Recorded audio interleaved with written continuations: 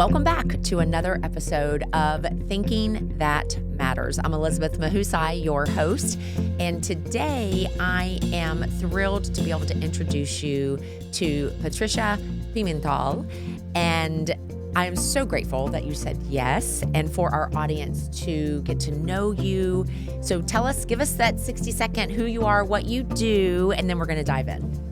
Well, first of all, I'm so thankful that you invited me. This is going to be my first podcast, so I'm a little nervous, but it's going to be fun. So I am Patricia, like Elizabeth said, and I came from Cuba. I actually went from Cuba to Canada, and then I came from Canada here to the U.S. I have been here for around 10 years. And I used to be a professional musician. That's what I studied my whole life in Cuba. And then I did a little bit of that in Canada. And then I had to switch gears. And then I went into accounting. And then when I came here to the U.S., that's what I went to school for. And now I work as an auditor for KPMG. So, wow, what a pathway, right? So you went from Cuba to Canada. I would love for you to share a little bit about what was the reasoning for leaving Cuba and heading to Canada. So Cuba is a communist country, as we all know, and life in Cuba is really, really hard. I was a little privileged, and I didn't have like the normal regular Cuba life because my dad always lived in Canada since I was 3.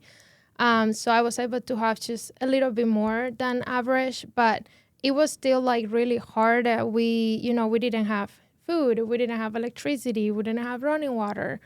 In Cuba, we don't have housing, we don't have cars, we don't have movie theaters, we don't have air conditioning, we don't have pretty much anything. And so I was born in a little town called Santa Clara.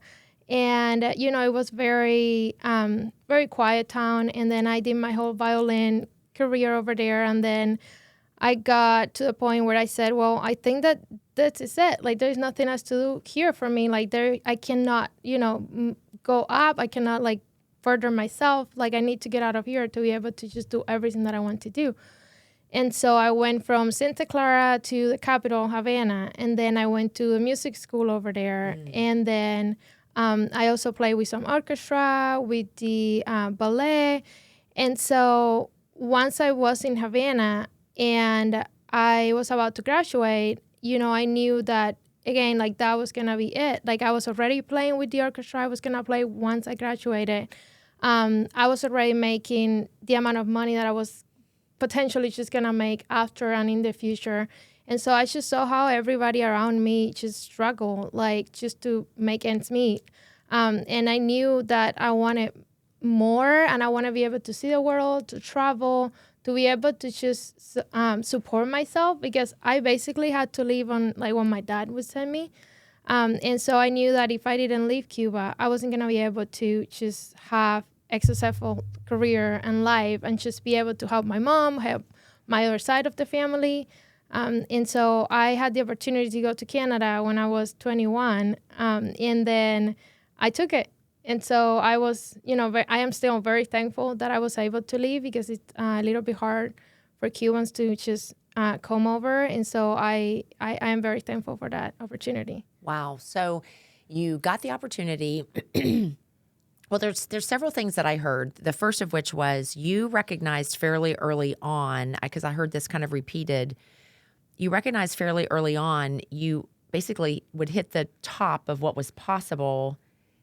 And in your mind, it's like there's nothing left beyond this. That I have to imagine, so because you still have family that live in Cuba. Yes. So what does that do to a person's thinking to constantly realize that there's only so far you can go? Like, how does that impact one's thinking? Well, I do have to say that I consider myself a little bit different from the thinking perspective than people that I know. I don't want to say most people, but people that I know.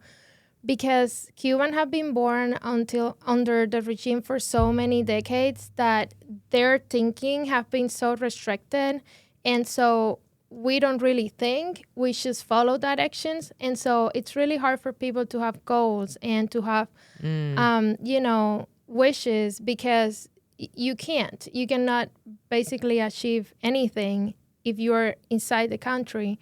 And so I knew, maybe because, I had the privilege of having my dad outside, and I saw videos and pictures, and then maybe that put, all of those ideas into my mind of there's just so much more out there, and I want to go and explore it and have it and, just challenge myself.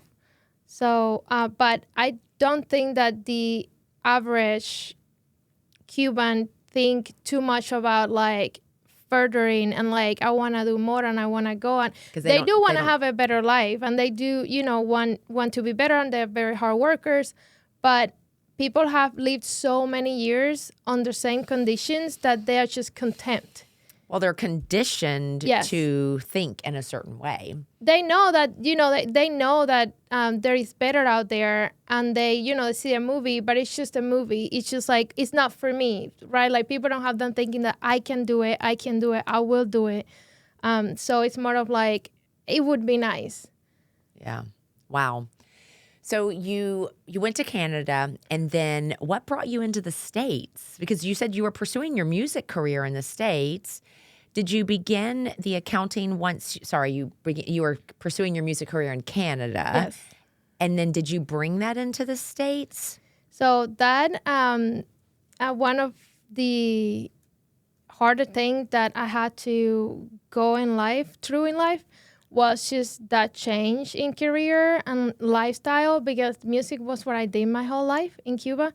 And then I did it for a little bit in Canada, and there were some circumstances outside my control that got me to just stop playing like altogether. I couldn't play anymore. I couldn't rehearse anymore. I couldn't go to my concerts anymore. And I had to sit down and said, okay, what are we going to do now? Like, what do I do? Where do I go? How do I get out of, this situation? And so I said, well, I need to pick another path. And I did a lot of research. I obviously didn't know pretty much any, field of study here in North America.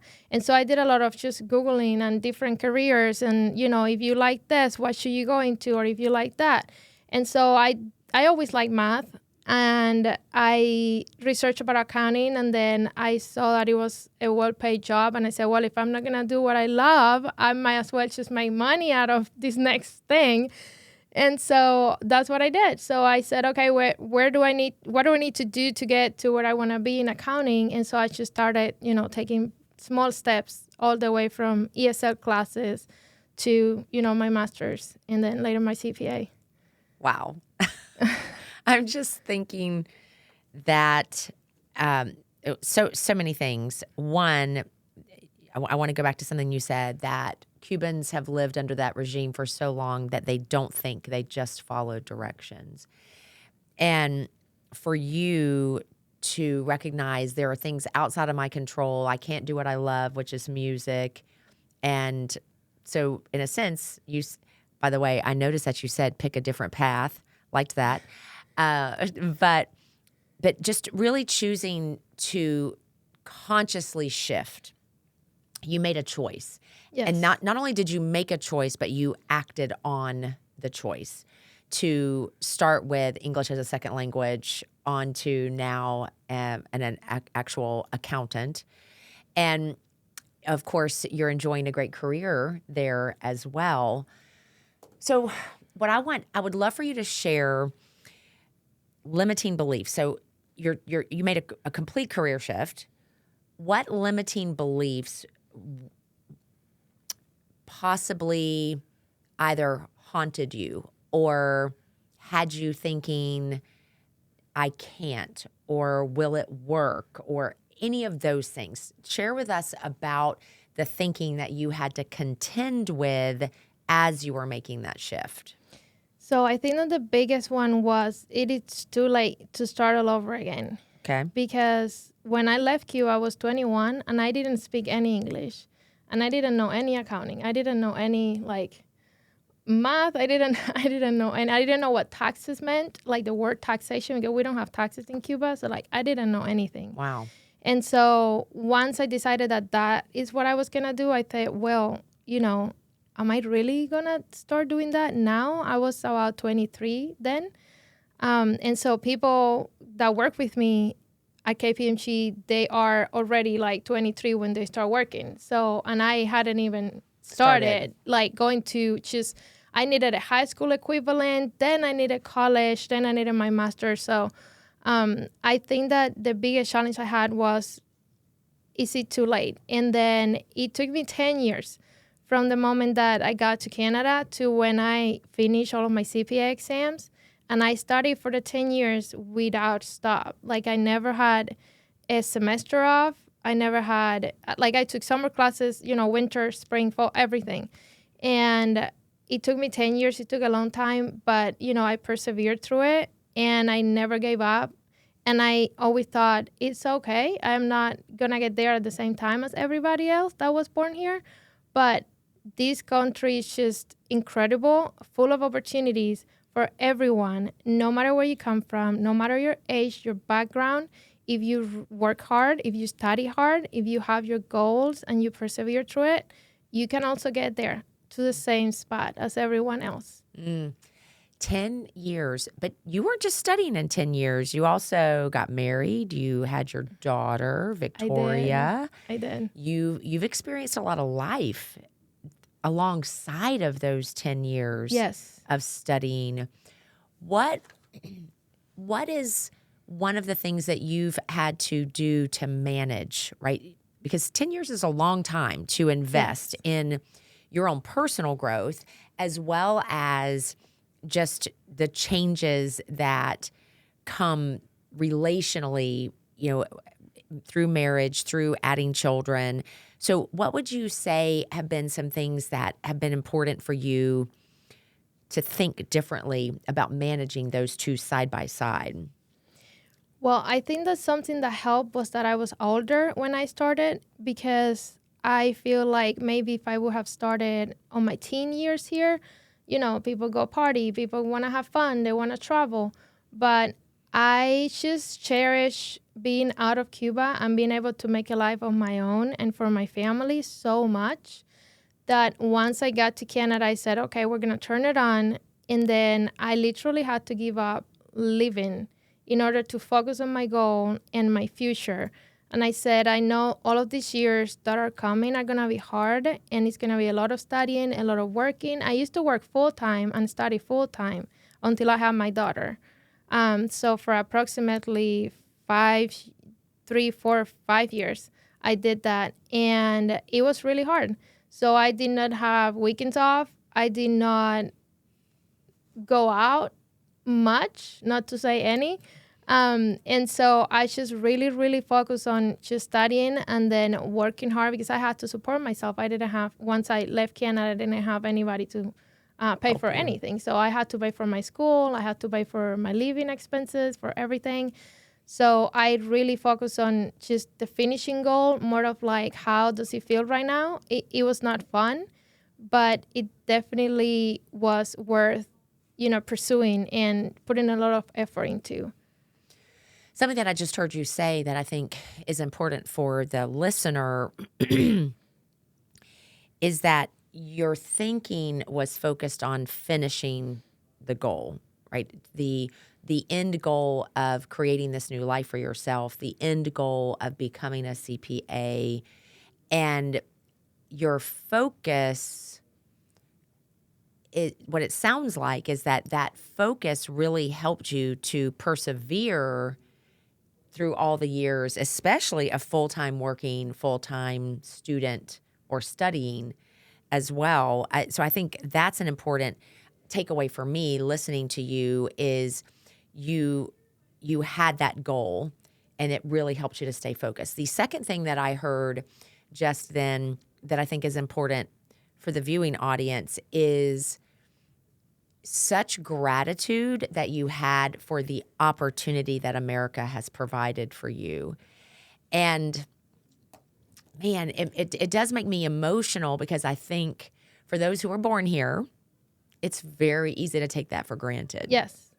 So I would love for you to speak to those listening, the thinking around gratitude for what we have here. That's a sensitive topic. Like, I don't even know where to start. Just yesterday I was talking to my mom last night, and I was, I always joke about, I can just only pass on to my daughter so much of that gratitude, because you can just tell someone about something, but until they really experience it, they won't be able to feel the same way you feel. That's at least my opinion.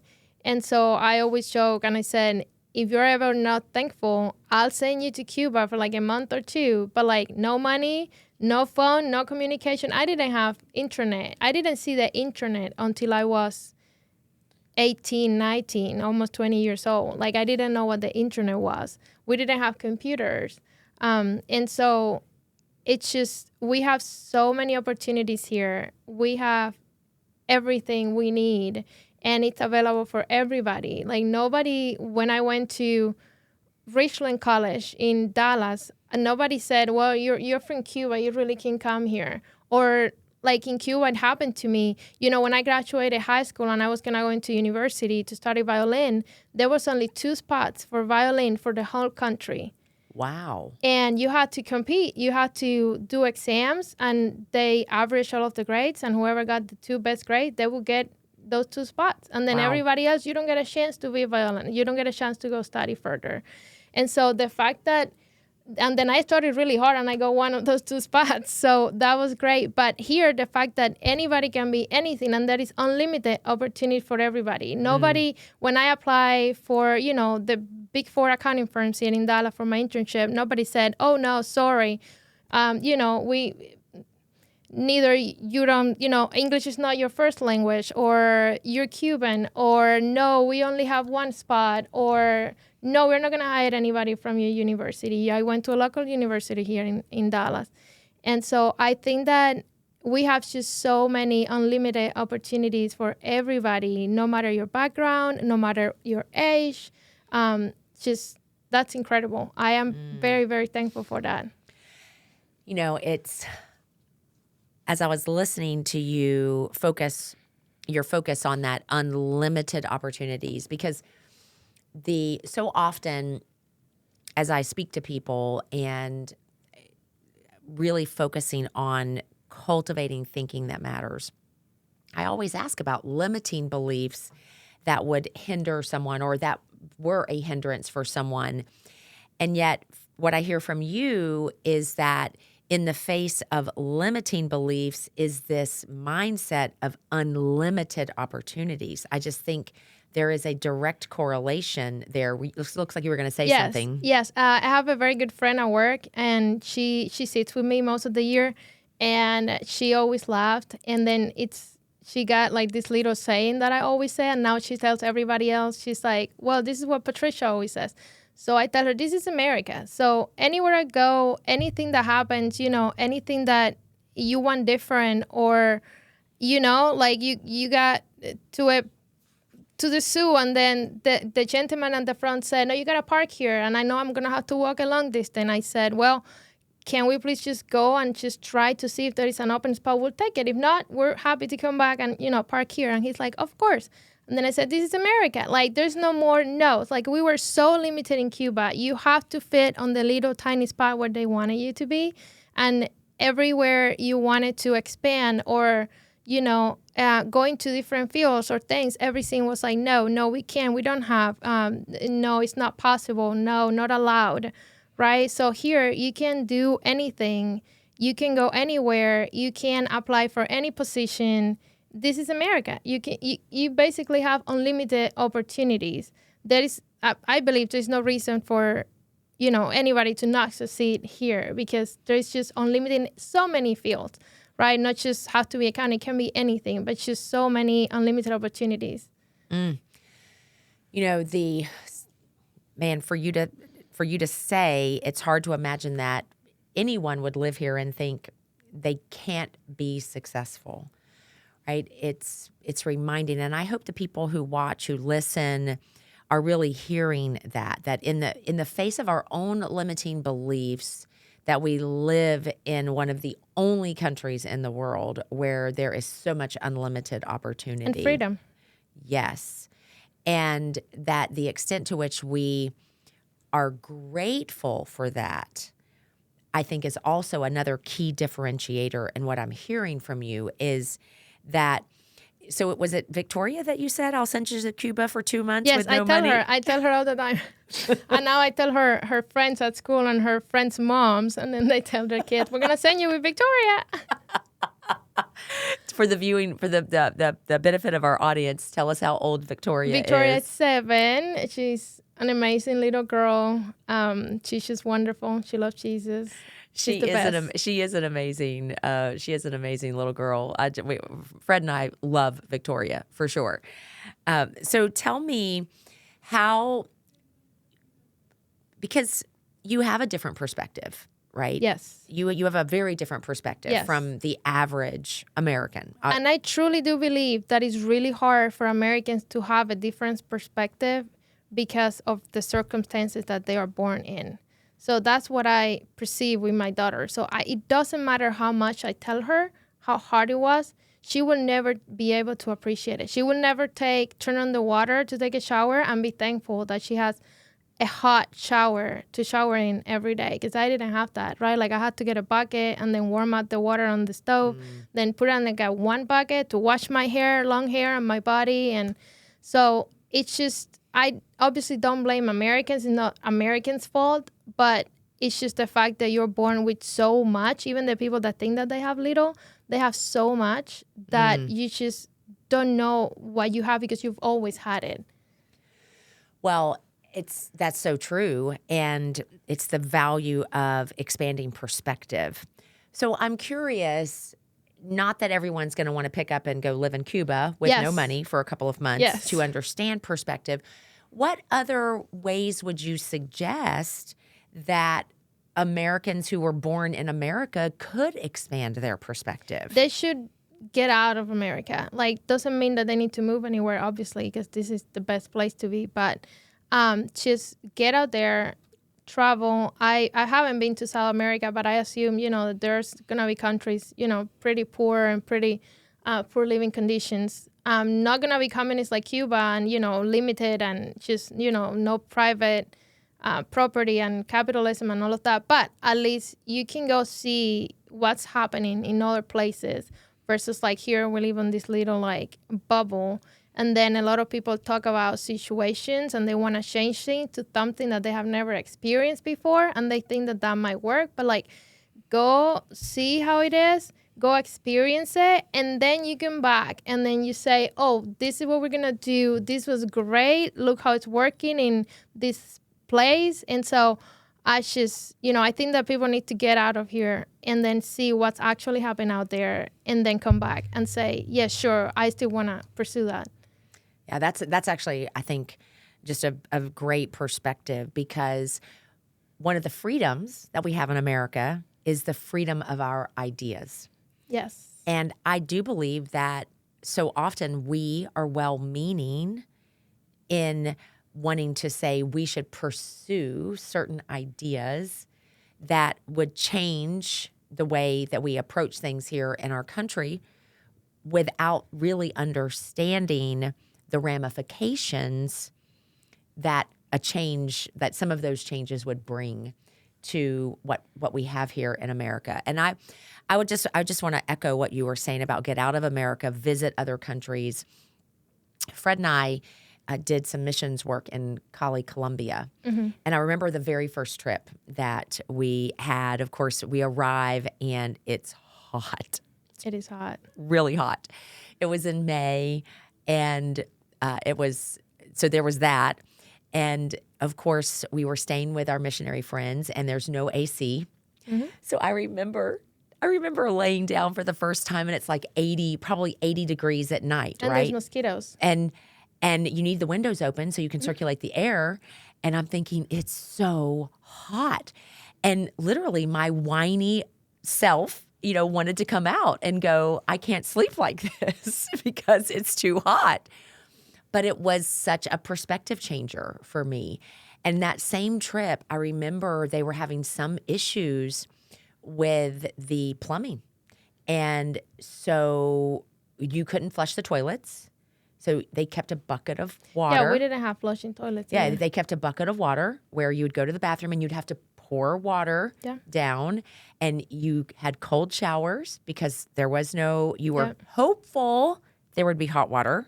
But it is very different to go. And we specifically took our boys on a mission trip to Colombia so they could experience it.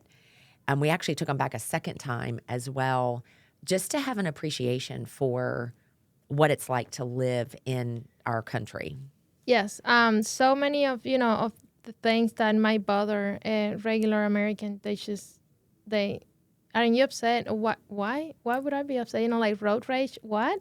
You're sitting on your car with AC, taking you alone with nobody else, and you're listening to whatever podcast you want, your music.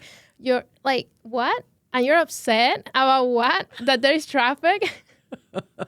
So that's one of the biggest one. I used to have to, when I lived in Havana, we didn't have public transport. Public transportation is just atrocious in Cuba. It's like 2 buses for like the 3 million Cubans in Havana. Wow. And so you couldn't count on it. So I had to, I don't know the word in English, like hitchhike? How do you call it? Like whenever you like stop cars and then like get on people's cars, so from point A to point B. Like what we have now as Uber or Lyft No, or taxis?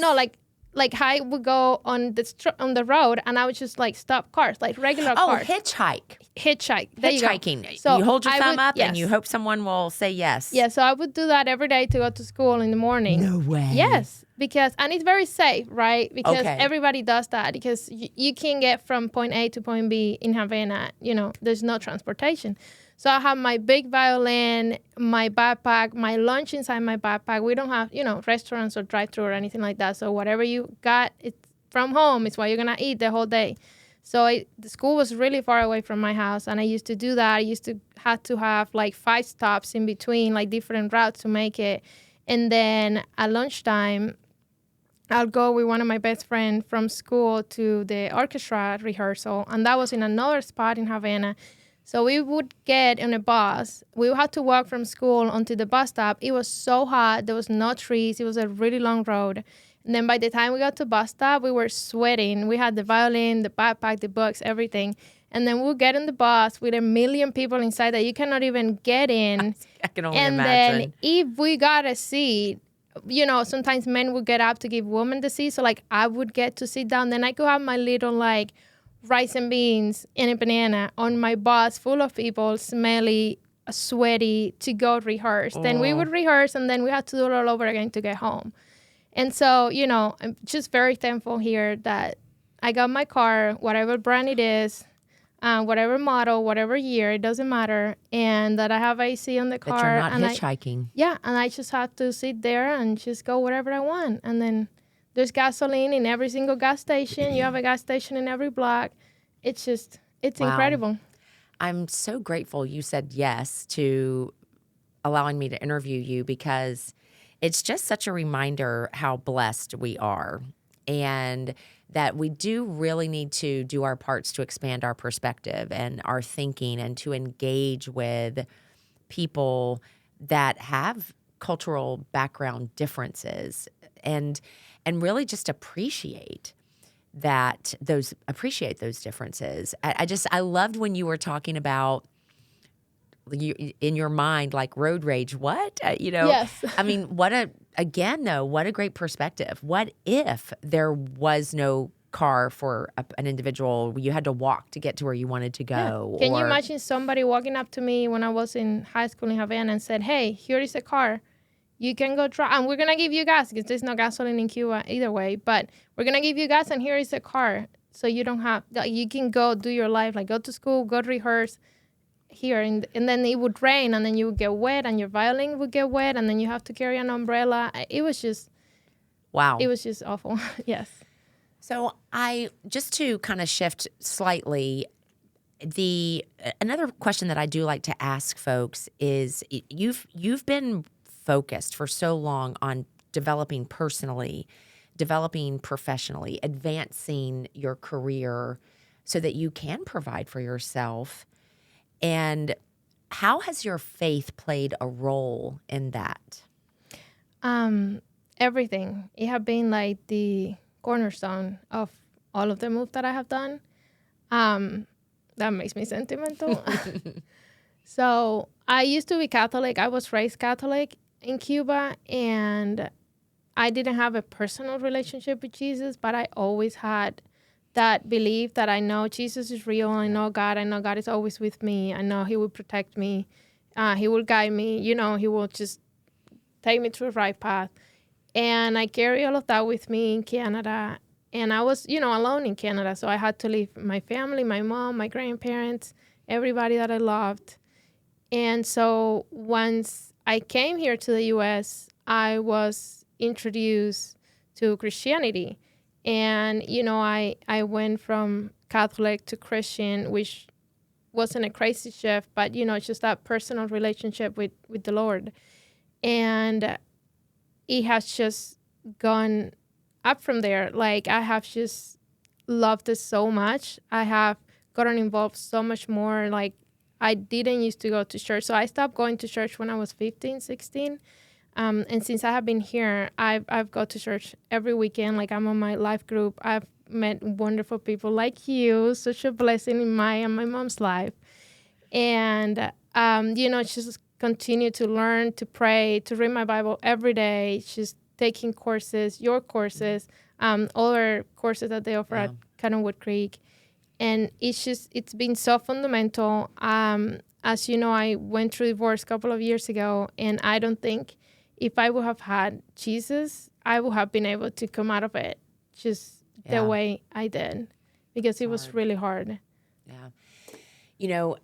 Since you brought up the fact that you did go through divorce a couple of years ago, I think I have to imagine that there are going to be people who hear this podcast and they've experienced divorce, and it can in so many ways wreak havoc in our minds.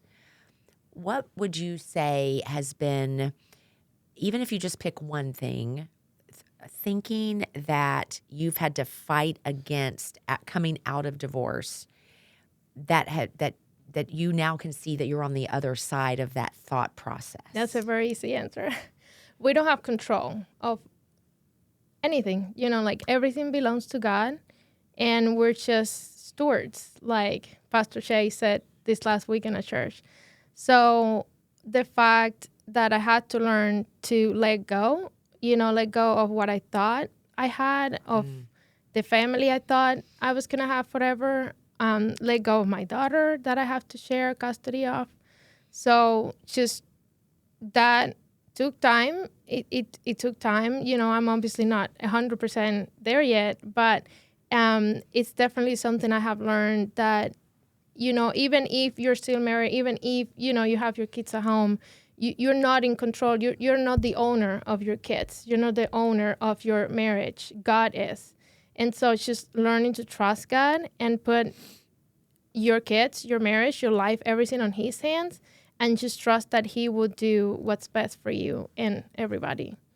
Yeah, some phrases that I heard you say, the let go, the let go of what you thought you had. I think that's a challenge on so many levels, right? We want to hold on to a way of thinking. We want to hold on to the dream, right, of the perfect family, the perfect marriage, and that willingness to let go. Like you said, even so, I'm still married, and yet there are still times where I have to let go of my conception of where I believe things should be going, or how it should look, or how it should be. And it's challenging. You also talked about you're not the owner of your kids. I mean, who here is listening and you need to hear that today? I mean, my kids are adults, and I've said every age is a joy and a challenge, and that Yeah. the same is true in adulthood as well. And so, and then I also love that you anchored that with it's a matter of trusting God in each of those spaces, and that no matter what, He is able to take what's happening in our lives and use it for good. Yeah, because I used to be, I don't want to say the word controlling, but I used to think that I was in control of my life and the outcomes of my life. So, like I left Cuba, I did all of the things, like professionally, I can study hard and get what I want. I always get what I want. And so whenever that didn't work, and then things just got out of my control, then I had no choice, right? I wish I would have learned that earlier. Maybe it wouldn't have, affected me and hurt so much as it did. But just the fact that I always was in control of everything, like my family, my situation, my, finances, my life. And so then suddenly I was presented this issue like I had no control over. And, just again, like Victoria, just having to exchange homes and go with her dad and come with me. And so that was really, really hard to not be in control of any of that and just have to trust God. Oof. Who else struggles with control? I mean, is there a woman alive on the planet that does not struggle with control? I want to meet her because it is challenging. But, it's interesting that you make that connection, that you spent so much of your life controlling the dynamics, especially once you left Cuba. Yes. You were making decisions. You were in control of your choices. And let's face it, you were also seeing success in that control, Yes. right? You were learning English. You were getting your degrees. You got the great job. You got the CPA. So to then go through something where you weren't in control would have been a huge disruptor in your thinking. Knowing that right now, what are some of the things that you say to yourself to keep your thinking on the right path, because you recognize you're not in control of everything? I keep reminding myself that, again, God, that I'm just a stewardship. And then God, it's the one that's in control. And that it doesn't matter how much or how bad I want something. It's what He wants and His timing when He wants it. And so I have moved away a lot from, I really want this right now. I want this to go like this, and I want it now. And, to like, hey, I'm going to do everything I can, but if this is not God's will, then I'll keep waiting. I keep doing what I'm supposed to be doing. But I have shifted a lot from, this is what I want, I'm going to do everything I need to do and I'm going to get it, to I'm going to do everything I can do, but it's ultimately in God's hand. And I might have it and I might not have it. And it's going to be okay. But the beauty is, think about this. The beauty is that you just said, I might have it, I might not have it. Literally in my mind, when you said that, I could see you in your car, in the AC, with the podcast of your choice and the music playing, going, what is the problem, people? Right? Isn't that? But it has been hard. It has been hard. Because again, we like all the freedom here and all of the opportunity comes like, oh, I can't do anything, but you really cannot do everything by yourself. So, that was like a big realization. Like I can't just do so much humanly possible, but then there's the other factor, God, that if you don't, include Him in everything that you do, it's not going to get to where you want it to be. Want it to go. And if you do get there, maybe that was not what He wanted, and so that's just not going to work. Yeah, it's so important that we choose to trust, and just that realization, right? That you're still doing your part. Yes. But you're trusting Him to get you to the destination of His choosing for your life. I love that. Well, the whole podcast is around thinking that matters. I ask every guest, why do you believe it's important to cultivate thinking that matters?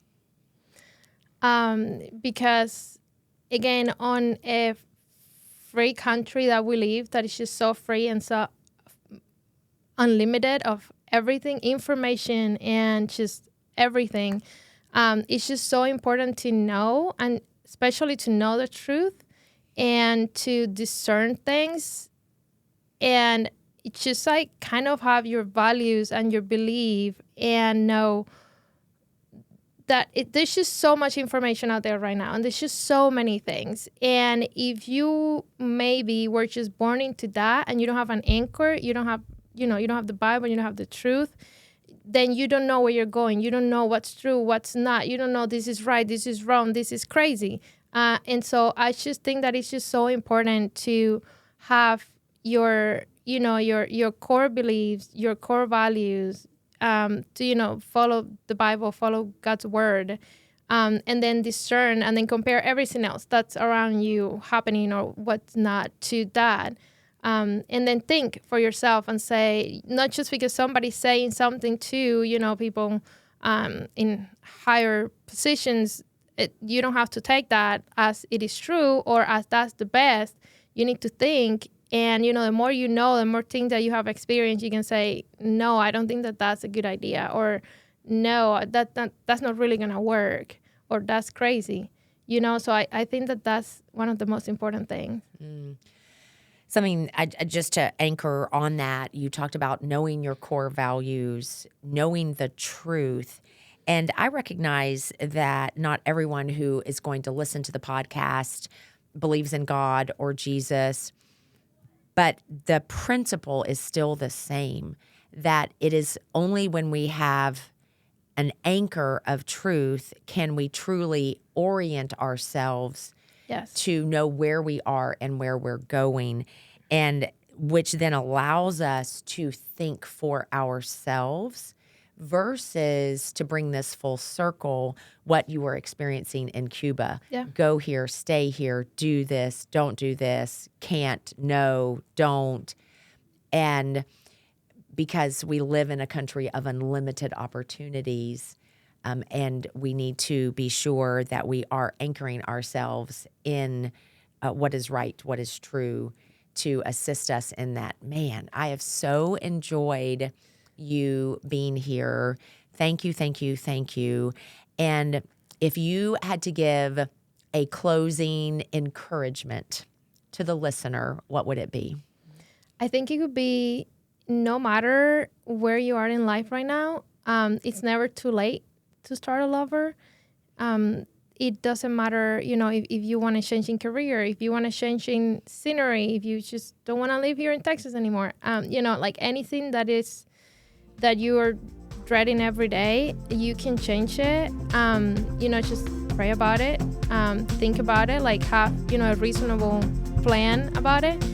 It's never too late. It's never too late. You're never too old to start all over again. I love it. I love it. Thank you so much, Patricia. Thank you. I very much appreciate it. Thank you for bringing me.